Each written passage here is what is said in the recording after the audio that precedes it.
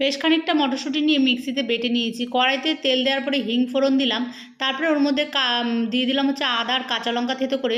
এটা খানিকক্ষণ নাড়াচাড়া করার পর যে মটরশুঁটিটা বেটে রেখেছি ওটাকে দিয়ে দিলাম। বেশ খানিকক্ষণ নাড়াচাড়া করার পরে দিয়ে দিলাম পরিমাণ মতো লবণ আর দিলাম গুড়। তোমরা চিনিও দিতে পারো। আবারও খানিকক্ষণ নাড়াচাড়া করার পরে তারপরে এর মধ্যে দিয়ে দিলাম হচ্ছে ভাজা বেসন, মানে বেসনটা ড্রাই রোস্ট করেছি সেটাকে দিলাম, আর ভাজা মৌরি দিলাম। আর একটু সিক্রেট মশলা দেবো, সেটা পরে দেখাচ্ছি।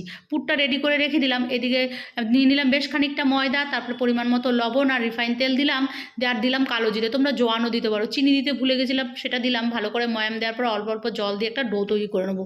আর এদিকে দেখো এর মধ্যে সিক্রেট মশলা বললাম, ধনে, জিরে, গোটা গোলমরিচ আর শুকনো লঙ্কা, শুকনো খোলায় ভেজে ওই মশলাটা দিয়ে দিলাম ওই মটরশুঁটির পুরের মধ্যে। তারপরে দেখো এদিকে একটা বড় রুটির মতো তৈরি করে তার উপরে তেল আর হচ্ছে ময়দা দিয়ে কীভাবে আমি এটা তৈরি করেছি দেখেই তো বুঝে নিয়েছো। তারপরে এভাবে মাঝখান দিয়ে কেটে নিয়ে তারপরে একটা বাটির মতো তৈরি করে নেবো।